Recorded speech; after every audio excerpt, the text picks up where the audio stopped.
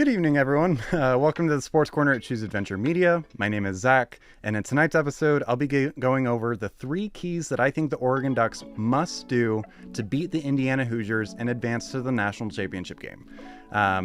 We've already seen this matchup earlier this season, and it obviously didn't go well for the Ducks, losing at home 30-20. The offense really struggled. Fernando Mendoza did Fernando Mendoza things against the defense. And so, as always, if you're here live, I'd love to hear from you in the chat. What do you think the Ducks have to do to win the game tonight, or to win the game on Friday? So let's jump right into it. My first key to the game is I think the Oregon Ducks need to run the football. Even if it's not working, like we saw against Texas Tech, establishing the run and committing to the run is extremely important and benefits the offense in all ways. When you look at the first matchup against Indiana, Oregon actually didn't run the football that poorly. They actually ran it pretty well. Will Stein just kind of came off of it too fast, and at that point of the season, Will Stein was doing a lot of that. He's really matured a lot as a play caller throughout the season. And at that point in the season, I was critical of it during the Penn State game. I was critical of it during the Indiana game. It's like if something didn't work once, he never touched it again and didn't even go back to that concept and just kind of burned it. And that's just not how things work. And especially with running the football, it's like you need to run the football. Especially, we all know the Oregon Ducks, they're really a run-first team. I know Dante Moore is tremendously talented, and we have some great wide receivers, but Oregon is a run-first team. And like I've said, establishing the run, or just having the threat of the run against Texas Tech, really opened up things on the back end for Dante Moore to benefit the passing game as well. But whenever you take into consideration, or let me back up. So in the first matchup against Indiana, the Oregon Ducks averaged 4.9 yards per carry. That's taking out the sack yards, because in college, anytime a quarterback gets sacked, that's negative yards towards the team's total rushing stats. In the NFL, they actually don't do that, but in college they do. So whenever you take out the sack yards, Oregon averaged 4.9 yards per carry, and that's actually pretty good. The thing is like I said, Will Stein didn't stick with it. And whenever you look at Pro Football Focus and their rushing grade, they grade things like run blocking, when the ball carrier is first contacted, stuff like that, whenever they're going into consideration of rushing grades. And it was actually middle of the pack on the season, was the Indiana game compared to the rest of the season. Similar to the scores that Oregon got for Minnesota and James Madison. However, the difference with the Minnesota and the James Madison game in the Indiana first matchup was Will Stein didn't come off of it in the Minnesota and James Madison games. So in those games, Oregon ran for 201 yards against James Madison and 179 versus Minnesota. Versus Indiana, they only ran the ball for 81 yards.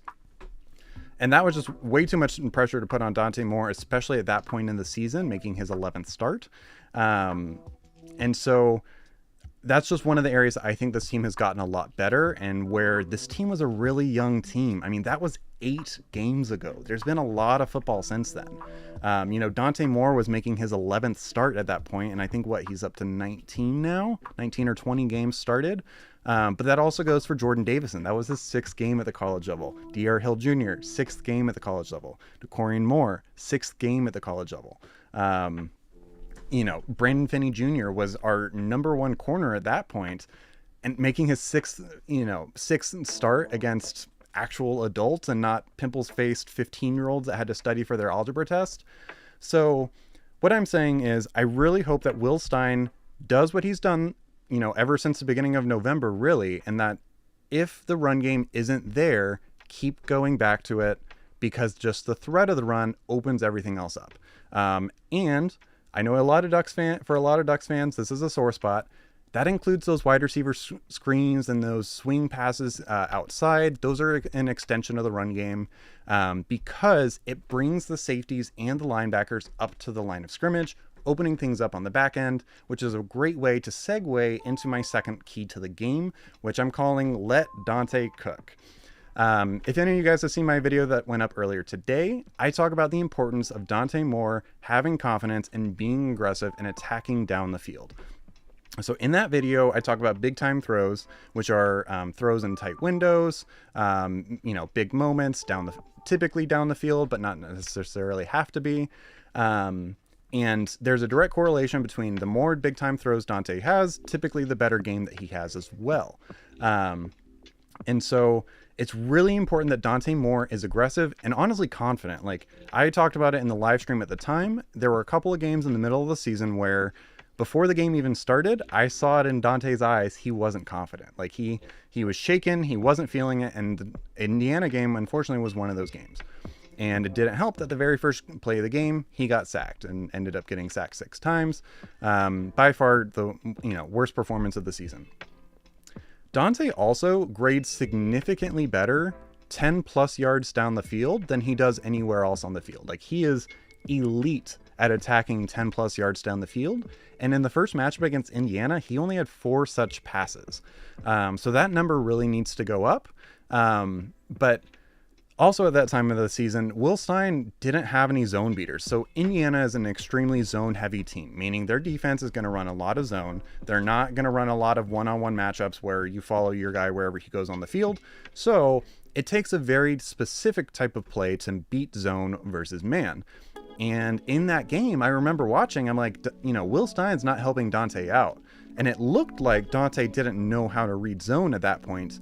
But then later on in the season, Dante was moving safeties with his eyes, which is done in zone coverage. So Dante knows how to read zone coverage. And I just feel like as the season went on, they played a lot of teams that also played a lot of zone. I'm thinking Iowa. And I think that was a great maturation process for the entire team. Even an experienced guy like Malik Benson. I was rewatching the Indiana game earlier today, and Malik Benson wasn't the same guy. Like, he wasn't attacking the defense. Even Kenyon Sadiq, they didn't know how to run against zone, but later on in the year, they knew how to find the soft spots in zone, how to attack the defense, not just run the route. And if you run into a guy's zone, it's like, oh, darn, looks like I'm covered on this play. That's not how to beat zone coverage. And obviously Dante has a lot more experience against zone coverage. So I think the key is just let Dante cook, let him be aggressive, let him attack down the field, because that's when Dante's at his best, right? Like, that throw against Iowa, on the final drive to get him into field goal range, that's when Dante's at his best and when he's incredibly dangerous. And he faced a much better defensive line against Texas Tech, I believe, than Indiana. And, he didn't have nearly as many sacks as they did against Indiana. So I think if Dante can just play with the same amount of confidence and the same pace, because the game last week, while Texas Tech has an elite defense, got to give a lot of credit to the Red Raiders, I think the game looked a lot slower for Dante than it did against Indiana. And yes, I know now it's on a neutral site, but I'm going to be honest, I anticipate it's going to be an Indiana heavy crowd, them only having to go from Indiana to Atlanta versus from Oregon to Atlanta, versus at home. However, I think Dante has matured a lot, and I think the game against Texas Tech is actually great preparation. If he faces some adversity by taking sacks earlier on in the season, that would really rattle him. But I think now, we saw last week, it didn't affect his confidence at all. The game seemed slow to him. He wasn't as hot and cold. So let Dante cook, let him attack down the field. Yeah. And then so the third thing is Oregon needs to get pressure on Fernando Mendoza. So whenever you look at the numbers from Fernando Mendoza, whenever he is not under pressure, he has a completion percentage of 77%.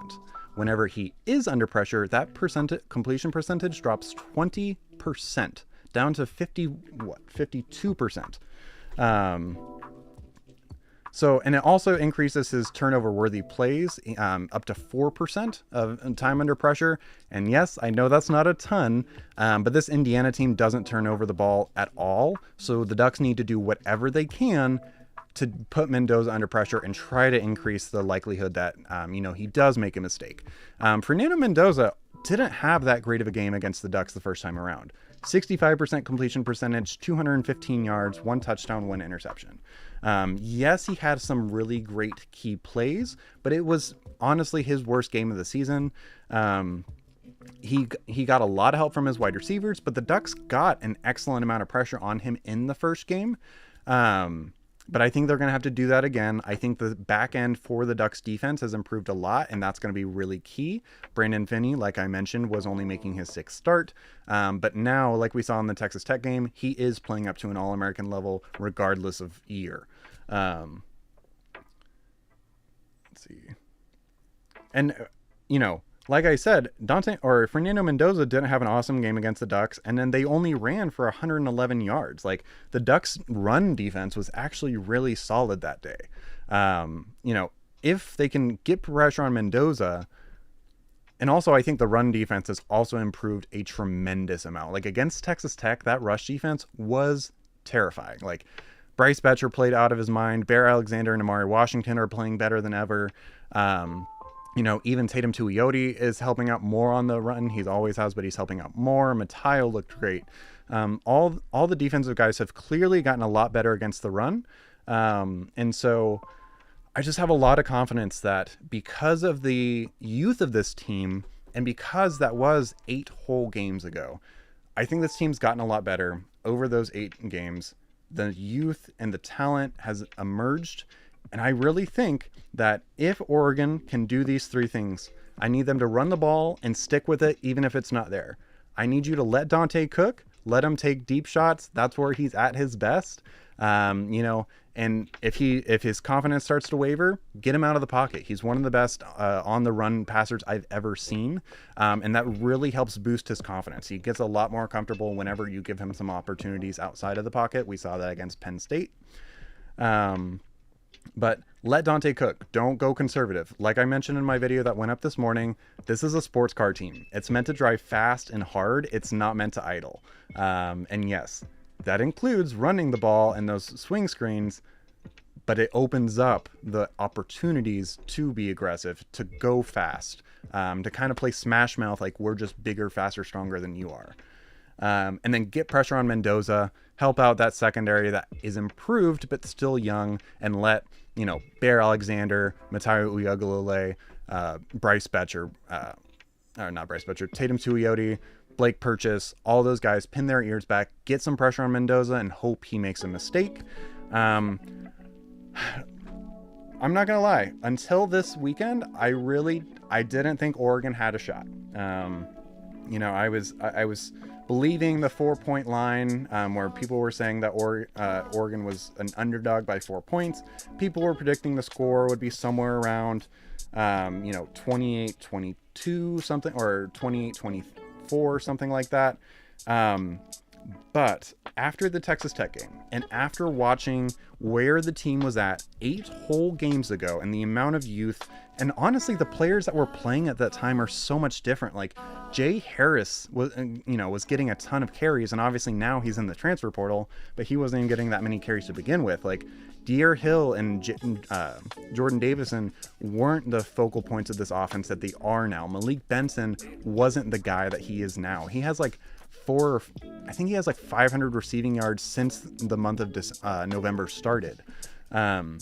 He's a completely different weapon. DeCorian Moore hasn't really been used ever since he's been back from injury, but he's an elite weapon. Jeremiah McClellan has been playing out of his mind the last couple of months.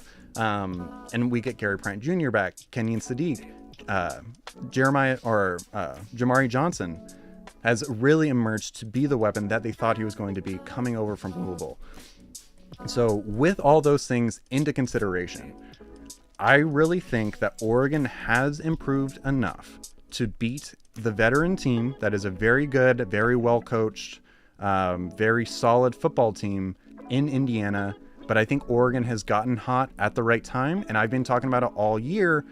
I think Oregon can be what Ohio State was last year.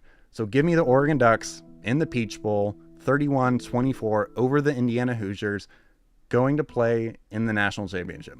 Gives me goosebumps just talking about it. But as always, I'd love to hear from you guys in the chat and in the comments if you're watching this retroactively.